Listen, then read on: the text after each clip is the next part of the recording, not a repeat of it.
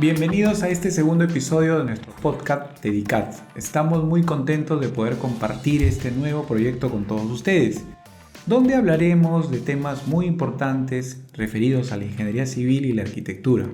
Antes de empezar a hablar de estos temas, me gustaría presentarme. Yo soy Óscar Pérez, ingeniero de profesión, y tengo más de 20 años de experiencia en sectores inmobiliarios, construcción, industrial, consultorías, siempre referidos a empresas y negocios empresa a empresa o B2B como se le llama. Como vimos en el capítulo anterior sobre habilidades blandas, hoy día vamos a continuar, pero hablando justamente y haciéndonos una pregunta. ¿Por dónde empezamos a mejorar las habilidades blandas? Porque, como te comenté en el capítulo anterior, son importantes.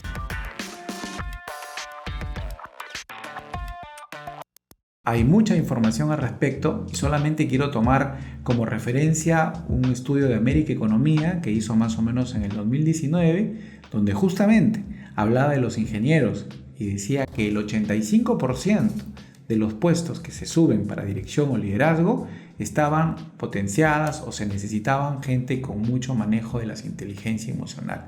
Entonces la pregunta del millón surge naturalmente. Entonces, ¿por dónde empiezo? ¿Qué camino sigo para mejorar mis competencias o las habilidades blandas tan mencionadas? Entonces yo te diría que hay una condición, para mí particularmente, que es muy importante. Antes de hablar de habilidades blandas, y para poder trabajarlas de manera honesta, integral y desde un punto de vista serio, hay que ser buenas personas, primero que nada. ¿Y qué hablamos de buenas personas? Pues hay que ser personas que son capaces de ponerse a disposición sus conocimientos y su trabajo en función de los demás.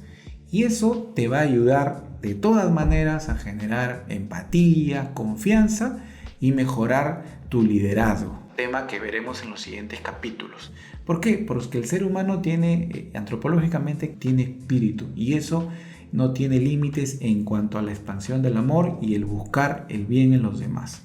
Esto como condición básica, como te lo he comentado. Ahora te daría el otro tema. ¿Por dónde empezamos? Si soy una buena persona. Segundo punto, autoconocimiento. ¿Y por qué autoconocimiento? Porque si no conoces tu situación actual, ¿cómo vas a poder mejorar? Si ni siquiera sabes cuáles son tus habilidades, en cuál eres bueno y en cuál no tan bueno. Te voy a contar una historia personal.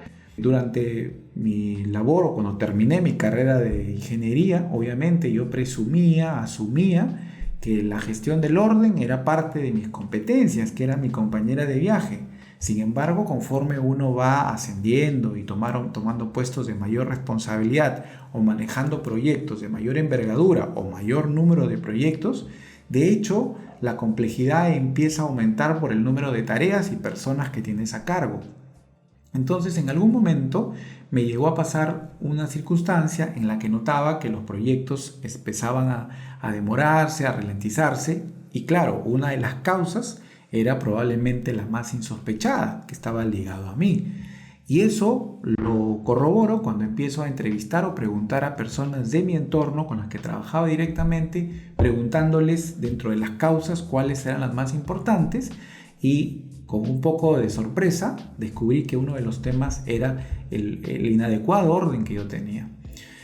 Al principio me costó aceptarlo, pero al encontrar la misma respuesta en las otras personas, pues me di cuenta que tenía que hacer un baño de humildad y aceptar obviamente que uno de los problemas en cuanto a la gestión era debido a mi poco o quizás no adecuado manejo del tiempo, dado la magnitud de los proyectos. Quizás para un proyecto más pequeño o para gestiones más pequeñas uno puede adecuarse según su tiempo, según su orden y según su planificación, pero cuando uno empieza ya a manejar equipos, el tiempo empieza a ser un factor importante.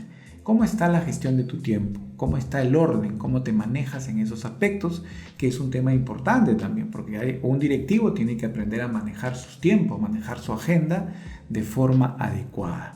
Entonces, en base a lo que te he contado, te podría decir que hay algunas recomendaciones para autoconocerse. Una es, como hemos visto, pedir opinión de otras personas que te puedan contar, elegir 3 personas, quizás tu entorno, de tu trabajo o algún amigo y que te cuente aquellas cosas buenas y cosas que tienes por mejorar. Hay que escuchar, ¿no? Hay que escuchar no solo con los oídos, sino también con los ojos en el lenguaje no verbal. ¿Qué está produciendo mis comentarios? ¿Qué es lo que produce en la otra persona? Alegría, tristeza, o quizás reflexiona un poco en el transcurso del día qué situaciones has tenido, qué interacciones has tenido y cómo te ha ido. Porque la reflexión también es otra recomendación para mejorar el autoconocimiento. ¿Y qué significa reflexionar? Pues la capacidad de poder penetrar más profundo en nuestro pensamiento, repensar las cosas, verlas con un sentido de mejora, ¿no? Entonces, ¿qué está pasando? ¿Qué ha sucedido? ¿Qué interacciones generan inconvenientes y qué no? Entonces, evaluar y ver si es un tema muy puntual o es algo repetitivo en mi vida. Entonces, esa reflexión, esa escucha, esa pedida de opinión de otras personas nos puede ayudar a conocer cuáles son nuestras habilidades, porque lo que recomiendo particularmente y en base a mi experiencia es anclarte en tus fortalezas, en aquellas habilidades que tienes para mejorar, es donde o las que tienes, son las que deberías empezar. Y obviamente ir mejorando las otras. Mira, hay otra historia también importante que contarte. Warren Buffett es un magnate, uno de los hombres más ricos del mundo, que sus sectores son la finanza, la banca de inversión. Cuando él era joven tenía muy claro lo que quería en la vida. O sea, él tenía claro a dónde se iba a dedicar, pero tenía un inconveniente, que él no le tenía temor a hablar en público. Y este tema a él obviamente lo reconocía y era consciente, pero tenía que superarlo, porque de lo contrario él tenía claro que eso no le iba a permitir lograr lo que buscaba. Entonces él empieza a leer un libro, empieza a estudiar, se mete a centros donde lo capacitan precisamente para eso y logra superar o por lo menos disminuir ese temor o esa incapacidad de hablar en público. Entonces, el hecho de poder conocernos nos permite ayudar a mejorarnos. Otros temas que también son importantes mencionarlos, colaterales, pero que de alguna manera son un soporte bastante potente, es tener una ilusión o una visión clara de a dónde vamos, sumado a un propósito. ¿Qué es lo que me apasiona? ¿Por qué hago lo que hago? ¿Y para qué lo hago? Un sentido de vida, un sentido que nos haga levantarnos todos los días con ese deseo de poder sacar adelante nuestros proyectos. Junto a ese plan o a esa visión están los valores, que también son anclas, son fortalezas sobre las cuales tienes que aprender a reconocerlo, ¿no? Los valores son todas aquellas cosas o que nos hacen mejores personas, como por ejemplo la honestidad, la integridad, la justicia, que cada uno de nosotros los tiene, pero a veces no es consciente, y esas son fortalezas, porque son cosas que ayudan a crecer y la gente las valora. Entonces, en esa misma línea, para ir recopilando un poco de ideas, la idea sería, ante todo, ser una buena persona, tener un autoconocimiento, conocerse a sí mismo, porque no solamente hay que conocerse, sino autogobernarse. Ya lo decía el filósofo romano Séneca, el hombre más poderoso es aquel que se gobierna o se controla, que sabe autogobernarse.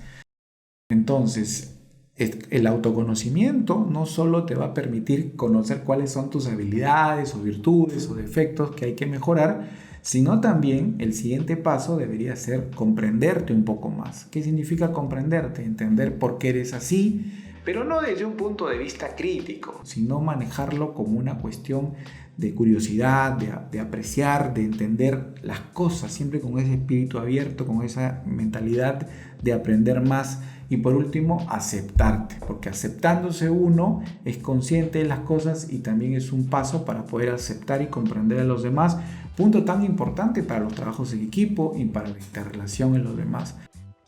Por último, y para terminar ya, una vez que te conoces, te comprendes y por último te aceptas, tomas el control de tu vida, tú eres el capitán de tu barco, asumes tu liderazgo personal. Porque eso implica un cambio, pasar desde estados inconscientes a conscientes. Y termino con una frase que siempre me gusta repetirla y que de alguna manera es real, que dice: aunque nada cambie, si tú cambias, todo cambia. Con esto damos por terminado este episodio. Recuerden que pueden seguirnos en las redes sociales, en Facebook, Instagram, LinkedIn y YouTube. donde nos dejen sus comentarios, sus sugerencias, sus opiniones, las cuales serán absueltas y respondidas en los próximos capítulos. Gracias por escucharnos y hasta el siguiente episodio.